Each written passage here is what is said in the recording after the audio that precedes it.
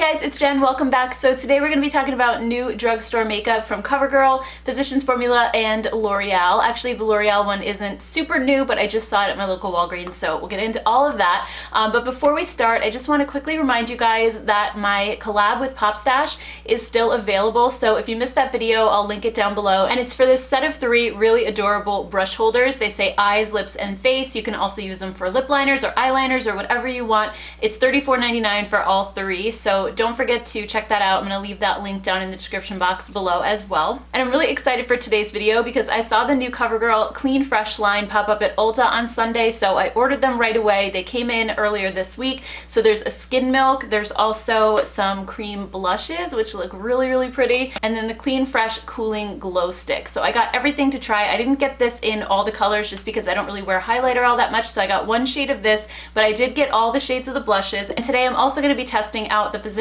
Formula Rosé All Play. I got a lot of requests to demo this in my Sunday haul when I showed it initially. It is a dupe for the Huda Beauty New Nudes palette. So if you missed that video, I did swatch them side by side so you can see how close they are. It's really an exact shade for shade dupe. It's just missing a few shades because it's not quite as large. So we got a lot of requests for that. And also in that line is the Rosé All Day Mascara. This is new as well, so I'm going to be trying that out. And then I also wanted to test out this new Morphe brush set that I got at Ulta during Black Friday. It's the Catch My Eye brush set, so I'm going to use these to apply the eyeshadow. And then last but not least, I'm also going to be testing the new L'Oreal Infallible Magic Pigments. These aren't actually new. I remember Tati talking about these over the summer, I want to say, but then they disappeared from stores and I didn't really see them, but I saw them pop up at Walgreens today. So I decided to grab just 1 shade to test out, and I feel like this shade would be perfect either on your lips or your cheeks. You could also use these on the eyes, so they sound really, really interesting, and I remember really wanting it when I saw Tati's video a couple months back. So anyway, why don't we go ahead now and jump right in and get started.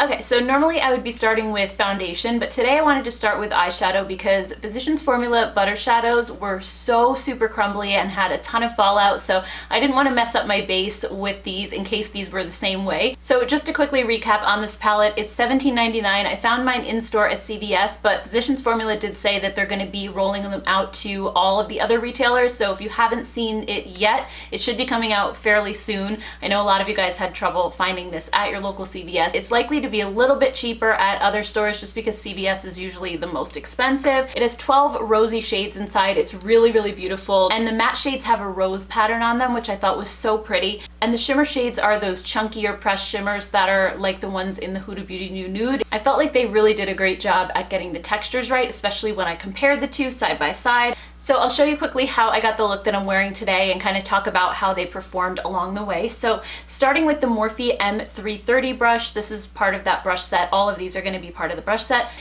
So I dipped into the shade Sure Why Not, and it's like a dusty lavender shade. I wanted to use this for my transition, so I went ahead and blended that onto my eye. This one was super powdery. As soon as I touched the brush to it, it kind of kicked up powder everywhere. But applying it to my eyes was fine. I felt like it blended really nicely, and this brush is amazing, by the way. I love how this one feels. It is so soft and it really, really dispersed the product nicely. So very impressed with the first brush so far. And I thought this color was a good transition shade for me. It did sheer out considerably, but I don't mind that as much because I don't want my transition shade to have the harsh edges. So if it fades a little bit and some of it blends away, I'm kind of okay with that. And then next I went into a deeper matte berry shade called Berry Chic, and I'm using the Morphe M321 brush to apply this to the outer corner of my eye. And this one right away went on super pigmented. It picked up very well with the brush. It also had a ton of powder kick up. But as I was patting it onto my eye, I felt like it looked really pigmented. But then when I took a larger brush to blend it into my crease, I felt like it kind of blended away and it really sheared out to the point where there wasn't a lot of contrast between that shade and the transition. But if you look at the 2 colors in the pan, I feel like there's a huge difference. So that's one of the things I was worried about with this palette because the butter ones did the exact same thing. They just blend and blend and blend away. And I had to go in and then add more to try to kind of pack it on and make the look a little bit more vibrant. So that's what I had to do with that one. Then I took that same shade and lined under my eyes using the Morphe M167 brush. I don't know that this is necessarily a liner brush, but it's the only one that had a flat edge in the set. So it worked really nicely for that. And then for my lid, I decided to use the shade Yes Way Rosé, and I just applied this using my finger. And And this one, I felt like it was a little bit hard to pick up. I had to keep going back into the pan and picking up more product to get it to show up the way that I wanted to on my lid. And I also almost feel like it's already started to dry out compared to the way it was when I first swatched this palette for my Sunday haul. So I decided to use a little bit of setting spray just to amp it up a little, and that definitely seemed to help. It made a lot more of an impact once I was able to wet the shadow and then pat it onto my lid that way. I liked the way that looked a lot more, and I could actually see the shadow showing up on my lid quite a bit better. So because these shadows are so powdery, I decided it might be a good idea to do the other eye over a primer. So I'm using the MAC Paint Pot in Painterly, and this has been my go-to primer now for a while. I got this during the 21 Days of Beauty at Ulta for half price, and before that I had never tried them. I heard so much hype about it, and I've really been enjoying it. I feel like it cancels out all of the redness that's on my eyelid and just makes a really nice smooth canvas. So once I let that set for a couple minutes, then I went back in with the exact same shades. So the Shore Wine Knot shade, which is that light lavender purple matte, and this one I felt like it applied pretty similarly, but it did, I think, have a little bit more grip to it, and it didn't blend all over my eye like the first side did. I think it kind of stayed where I put it for the most part, but I was still able to blend away the edges. It wasn't just stuck in one spot. So I did kind of feel like the primer was helping so far. Then I went into that Very Chic shade, and this is where I think the primer really showed that it helped, because I only had to apply this side one time. The other eye, I had to go back in and put a second layer. But with this eye, I applied it the first time the same exact way as I did for the first eye. And then when I kind of sat back and looked at them both side by side, they looked pretty much the same intensity. So I think the primer really helped to keep this one in place and not completely blend away. I also felt like this eye didn't look quite as messy as the first one did. So I think when it comes to Physicians Formula shadows, they definitely apply better with primer.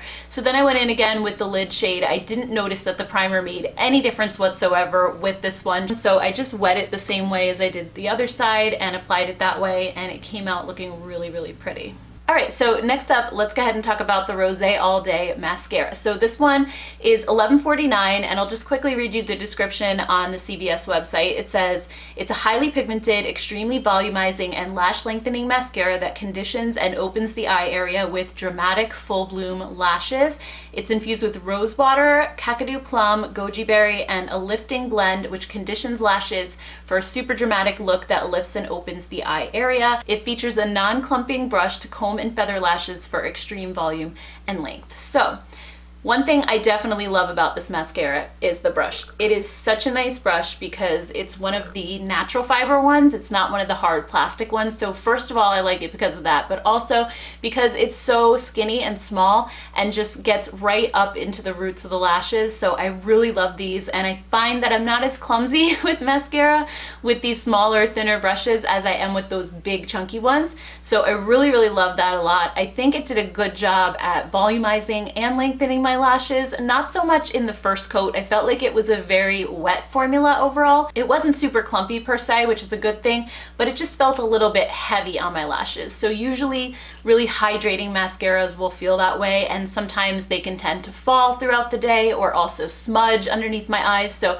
I'm hoping that that doesn't happen. I will be doing a wear test later on in this video so we can see how it holds up. One thing to note though is that it does have the same smell as all of the Rosé All Day skincare, so it's actually not even a rose scent. To me it smells like plum, so I think that's probably what the smell is, or maybe it's like a rose and plum kind of scent. It's definitely not just a straight rose, it has some fruitiness to it. But anyway, it does have that scent, so in case you're worried about scented products on your lashes, let me just smell the palette. Yeah, this one has it too. I didn't notice it as I was applying it, so it's not super strong. It's not like the Too Faced chocolate bars or anything where it smacks you in the face when you open it up, or the butter ones for that matter, but it does have a little faint hint of a scent to it, so just wanted to mention that. Alright, so moving on to the face, let's try the CoverGirl Clean Fresh Skin Milk. So I got this one in the shade Fair Light, which is the third to lightest shade. It has 14 altogether, and it's $11.99. I was super excited to try this just because I've been really into like light coverage foundations these days. I'll just read you the description really quickly. It says, show off fresh, healthy skin with Covergirl Clean Fresh Skin Milk Foundation. Formulated without parabens, sulfates, or phthalates, this lightweight, nourishing liquid foundation gives your skin the moisture boost it craves. With a delicate infusion of milky coconut and soothing aloe, you'll experience a glowing, dewy finish that lasts all day long, blurring imperfections and creating a more even skin tone. So to apply this, I decided to use my Zoeva, 104 buffer brush. I got this with their Authentic Skin foundation, which I also really love, by the way. This is just the best foundation brush ever. I've tried so many and I just love how, first of all, soft this one is. It's like velvet. It feels so amazing on the skin. And also it's dense, but it still has play to it at the same time. So I feel like the coverage that you get with this one is just a little bit lighter than the ones with the super dense bristles that just kind of like pack the foundation into your skin and give you really full coverage look. I think you can sheer it out a little bit more with this one, which is why I like it. So I started out with a dime size amount of the product and I just put a dot on my forehead, cheeks, and chin, and then I went ahead and just blended it with the brush. And I didn't feel like that was a lot of product when I first put it on, but it really seemed to go pretty far and cover my whole face with just those 4 dots, so I think it did a good job. And I found that the coverage was great as far as my chin and my forehead was concerned, but on my cheeks, where I have a lot of dark spots from the sun, I wanted to add a little bit more, so I just put a little bit more just on my cheek area. And when I was finished, I thought it looked fantastic in my lighting here in my makeup room. I thought it looked really, really good. My skin tone looked even. It didn't look patchy or anything, but the true test is always to take a photo in natural lighting. So I decided to do just that. I took a before and after photo,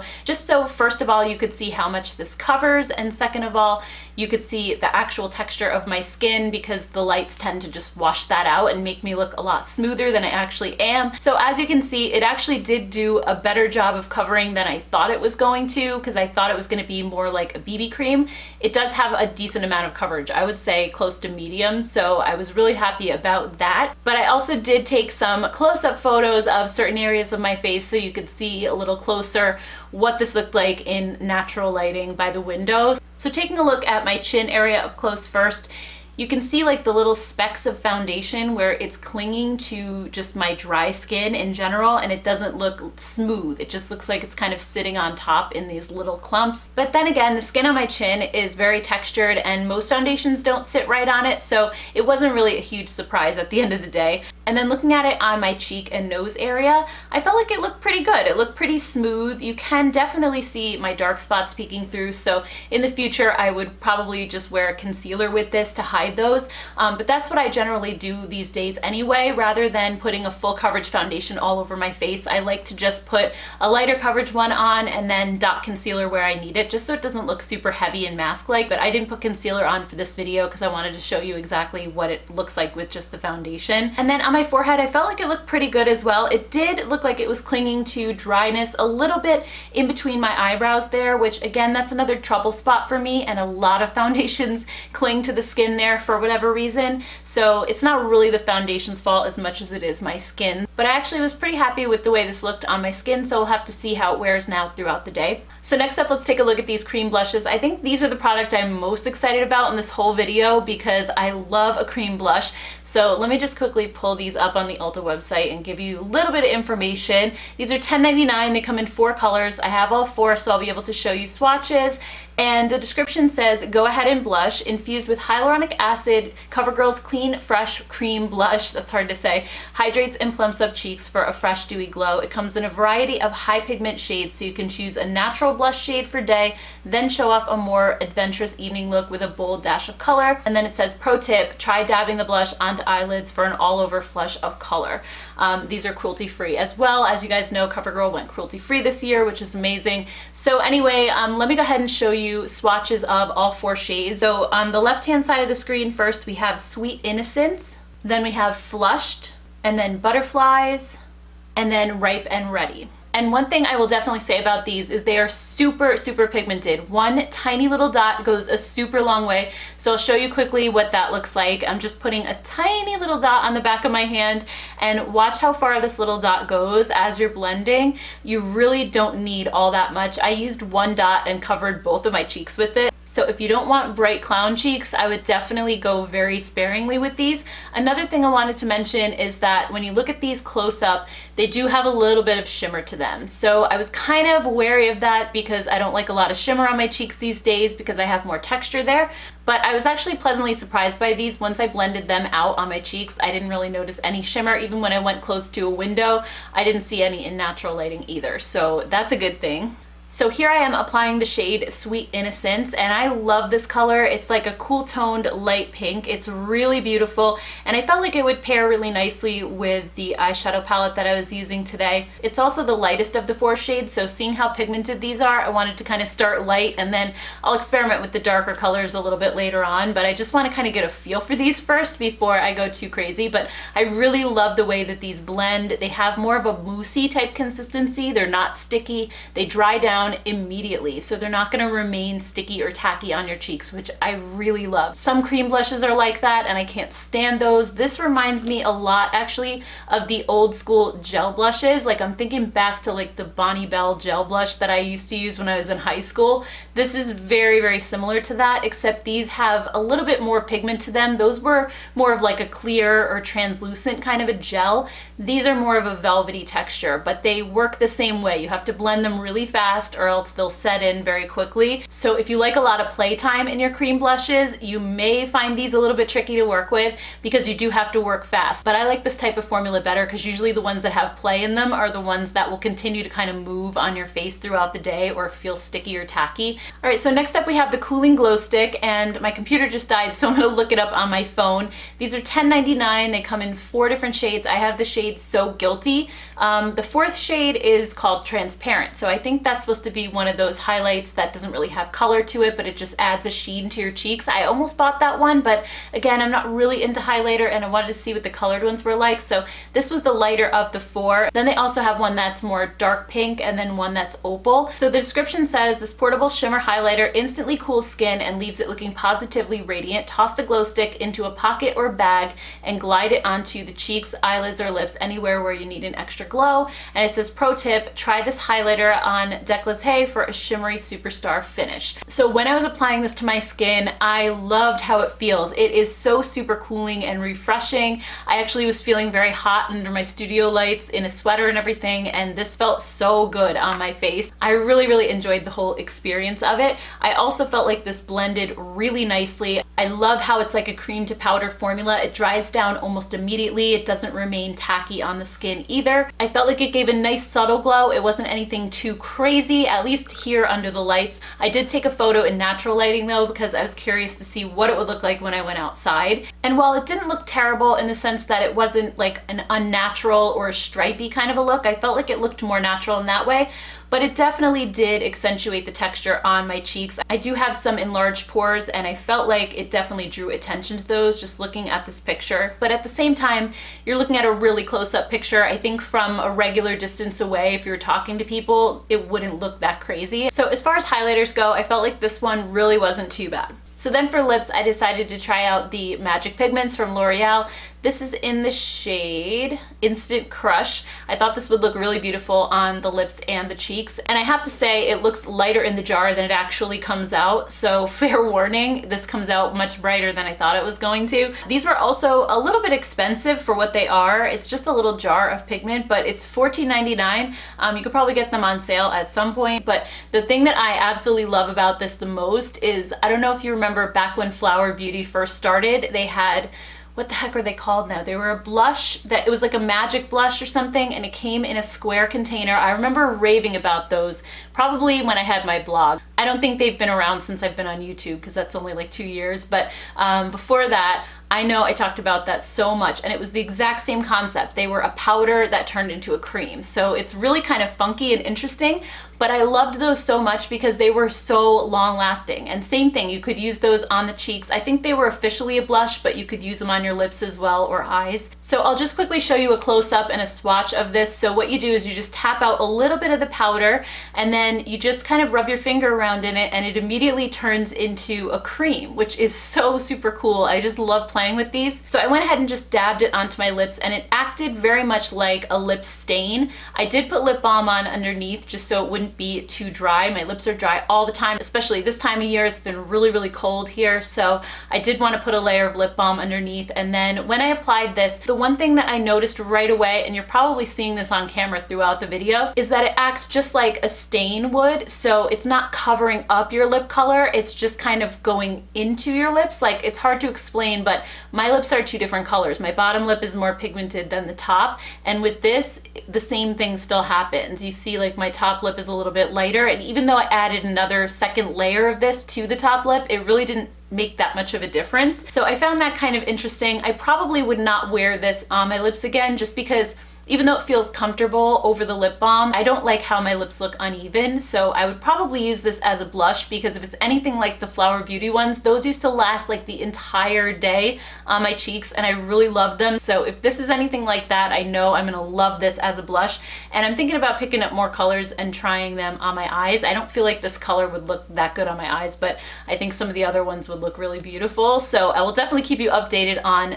that. But anyway, I'm gonna go ahead now about the rest of my day, and I'll do a check-in a little bit later on. We'll see how everything is holding up. I have really high hopes for this because most of it I really liked, so I guess I'll see you guys in a little bit. Hey guys, I'm back. It's a little after 9 p.m. and this is way later than I was originally planning to do the check-in. I just put my son to bed, so I'm talking a little bit on the quieter side, so hopefully you can hear me, but I just don't want to, you know, wake him up or anything since his room is right there. So anyway, I just wanted to quickly let you know how the makeup is holding up. So far the foundation seems to really be breaking up around my nose, my forehead, and also on my chin. It's clinging to like weird areas and coming off in others. It's just not the longest lasting foundation in the world, and you know, I felt like it looked okay at first, but it started to really break down around like the 5 or 6 hour mark. Now it's been about 10 hours, so it really hasn't looked good for quite a while at this point. The L'Oreal Magic Pigments are completely gone. It came off again pretty quickly on my lips, but I'm hoping for longer lasting results on my cheeks or also my eyes if I try to get another color. The blushes actually are kind of still holding on. I don't know if you can see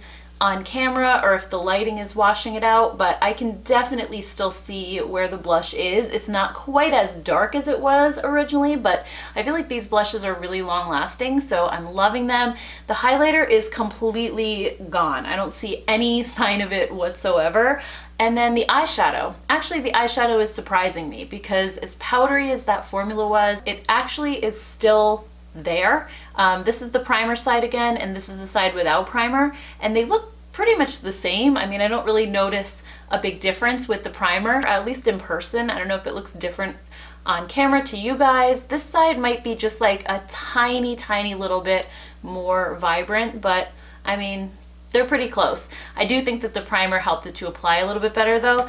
And then the mascara. The mascara did smudge all underneath my eyes, just like I was afraid it would. I kind of cleaned it up with a Q-tip a little bit so I didn't look super crazy coming on camera. So yeah, it was a huge mess, and I kind of figured that because it is more of like a hydrating formula. Those tend to do that on me. So overall, products that I would recommend out of all of these, I would say the cream blushes are probably my top pick out of all of this. The L'Oreal Magic Pigment I actually really like too, and I have high hopes for using this on my cheeks. I'm gonna have to test it out and let you guys know in an update video whether this becomes a favorite of mine, but I think it's gonna be amazing on cheeks because it seems like the same formula as the Flower Beauty ones. The foundation, I'm like on the fence about it. I don't like how it broke up on me really quickly, especially because I have dry skin. Most of the time foundations last a lot longer than this, but it is kind of more of a sheer like BB cream type of situation. So I don't know, I'm gonna have to play with it a little bit more, maybe try it over some primer or something to see if that helps it out.